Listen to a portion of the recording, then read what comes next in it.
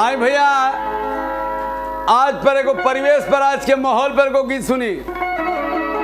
अपना घर में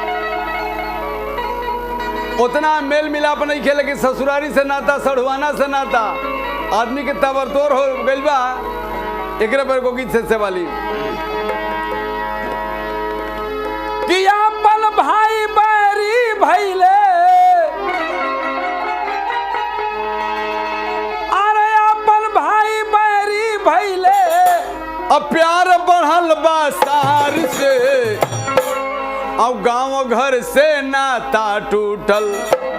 अब जूटल बा ससुरार से, गांव घर से नाता टूटल, जूटल बा ससुरार से, गांव घर से नाता टूटल।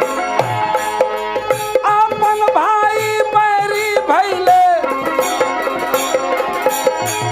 अपन भाई बैरी भइले, प्यार बढ़ल बा सार से, गांव घर से नाता टूटल, जूटल बा ससुरार से, गांव घर से नाता टूटल, जूटल बा ससुरार से, गांव घर से नाता टूटल।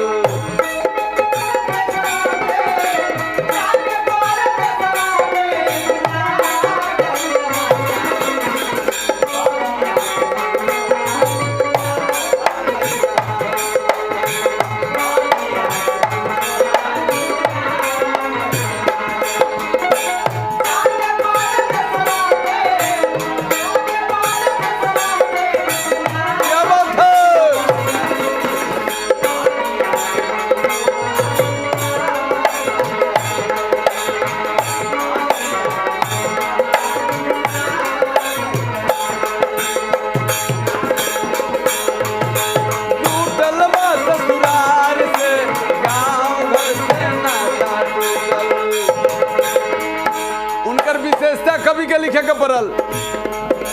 पहले वाला बात नहीं के पैसा खूब कमालन,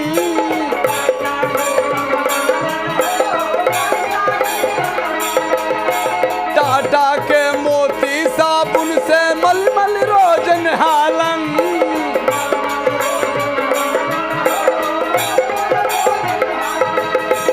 पहले वाला बात नहीं के पैसा खूब कमालन, टाटा के मोती साबुन से मलमल रोज नहालन, घर के बहुते धानी हाई, घर के बहुते धानी हाई, कहेलन ई यार से,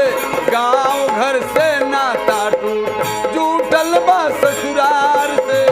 गांव घर से नाता टूट, जूटल बा ससुरार से, गांव घर से नाता टूटल।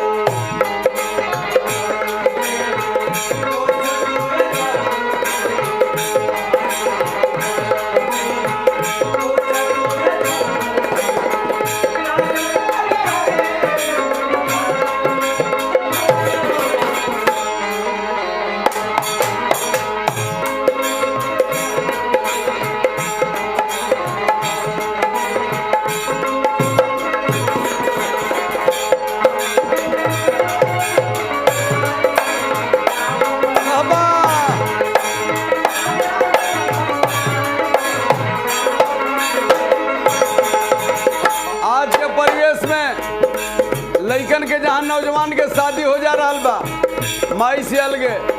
बाबू से अलगे, भाई से अलगे, घर में विद्रोह बा,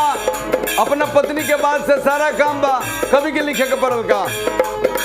माई बाप के असरा पर साफे पिलस पानी,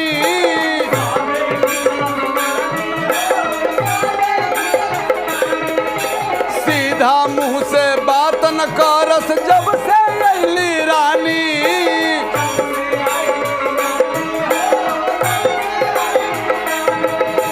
माई बाप के असरा पर साफे फिरलस पानी,